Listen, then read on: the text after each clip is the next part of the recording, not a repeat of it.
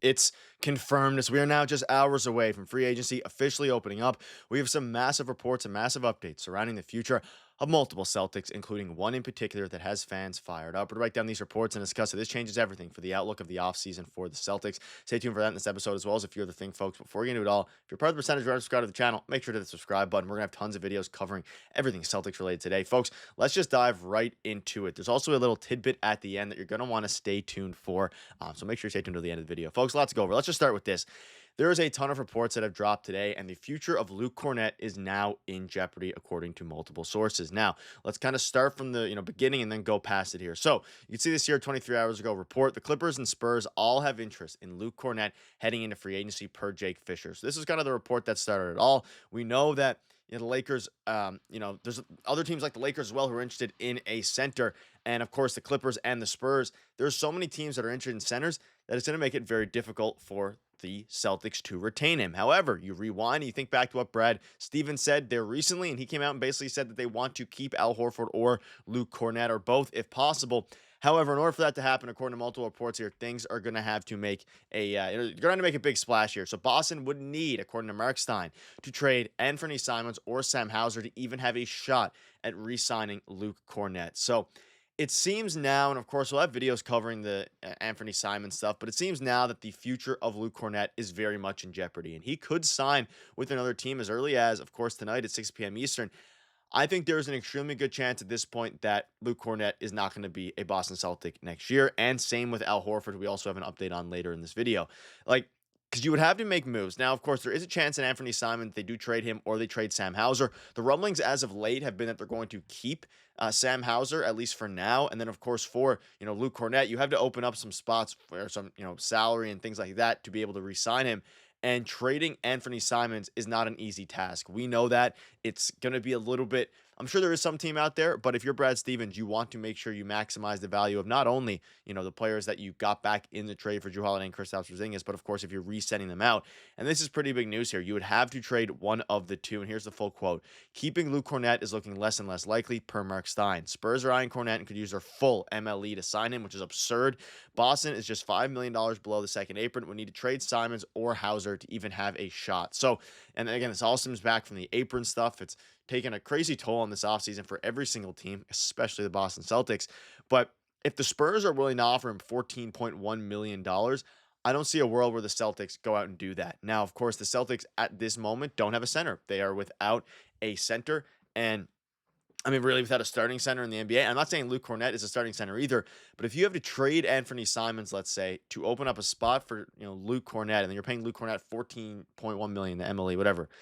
I don't even know if he. I love Luke Kornet. We know what he did. He's a very solid bench player. I don't know if he's good enough to solve the problems in the sense of, again, they kind of just need a stopgap center. I'm not saying the Celtics are necessarily trying to compete for a championship this upcoming season, not necessarily. However, paying $14 million to someone who like Luke Kornet, I don't know if it would be, worth that amount. And you look at his stats again, we know stats don't tell the full tale with Luke Kornet, and he's coming off of his best season as a professional here, and 6 points a game in 73 games. We know he started a handful, 16 or so games for the Celtics last year, 5 rebounds. Like, he's a very serviceable big.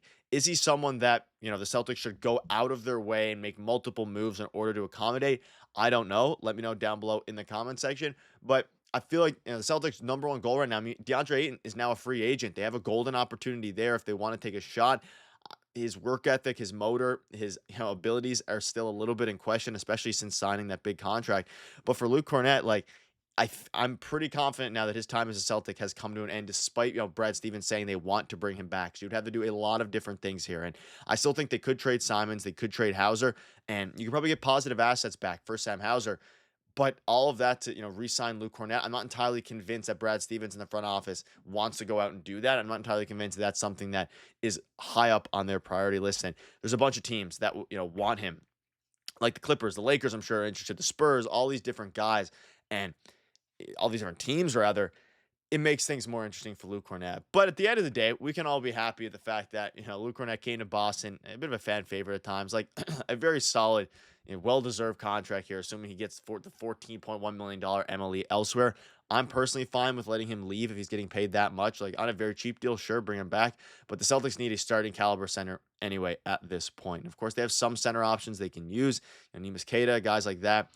And I'm sure, maybe they bring back Al Horford. Kristaps is now gone. They play some small ball. There's a lot of avenues here, but I don't think this is I'm not necessarily convinced at this point that, Luke Kornet's going to be the guy going forward, especially in an Anthony Simons trade. And you look at Anthony Simons' stats. Again, he averaged like 19 points a game. Maybe the Celtics want to see what they can do and what he can do, rather, under Joe Mazzulla's system, and just kind of let that rock and let it roll there and see, because there is untapped potential there, I think.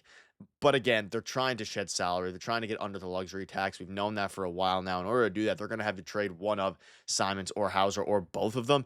And I think they just haven't gotten a taker yet at this point for either, player here, especially at least given what Brad Stevens wants in return. And we know he's not going to get fleeced. So let me know down below. A, are you disappointed that it seems that Luke Kornet's not going to come back? And B, would you trade one of Anthony Simons or Sam Hauser to have a shot at Luke Kornet? Now, of course, it doesn't have to be Luke Kornet. If they make a trade for Simons or, of course, Sam Hauser, they can make moves for other guys that are available. Day'Ron Sharpe's available. DeAndre Ayton's available. Luke Kornet's available. And then, of course, there's some trade options as well. But I think given the path of the Lakers, the Lakers, but of course the Celtics, I'm not exactly sure that they're going to be able to, outcompete teams like the Lakers, like the Spurs, who desperately need a center and are willing to overpay for them. Now, let's also dive into a couple other things here. A brand new report drops surrounding Al Horford. He is mulling over several options for next season and is not ready to make a decision when free agency opens on Tuesday. So it seems that we're going to have to wait a little bit for Al Horford. We won't have a decision on him today. I mean, there's a chance we don't have a decision on, any of these guys today, although I think it's likely that Luke Kornet, we start to hear some rumblings there, or at least some confirmation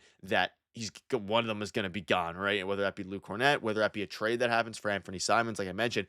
But Al Horford, he is, again, these are two players now that we're discussing today, in Luke Kornet and Al Horford, that have been confirmed by Brad Stevens that they want to bring him back. But I think it just got a little bit more complicated with teams like, the Spurs emerging as teams that are willing to pay and overpay, rather, Luke Kornet, for this, because of the lack of center options available. And I think the same thing would happen for Al Horford. I think he probably wants to return to Boston. Boston has a certain amount of money they can give him, and he might be getting offered more money elsewhere. And I think that's just the unfortunate reality of the situation here.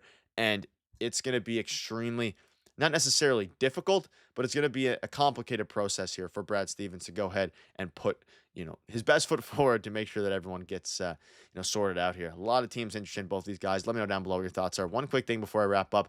We know that at the deadline, there was rumblings about Derrick White to the Celtics. Just want to clear that up because there's been some new reports and new developments regarding that. Zach Lowe basically revealed what he heard from NBA. So there were reports that the Raptors offered the number 9 pick for Derrick White. We discussed it on the channel. I'm told that's true, but it happened a month and a half ago after Jayson Tatum got hurt and Boston laughed at the offer. So it's good to see that Brad Stevens is still holding strong here. He's not going to get finesse in any deal, and that the number 9 pick, which absolutely wasn't enough, it didn't just happen a week or two ago. It happened well back right after Tatum tore his Achilles. But that'll wrap it up. Things are getting crazy. We're going to keep you up to date with all the latest news. Tons of videos dropping. Thank you guys for watching. See you later.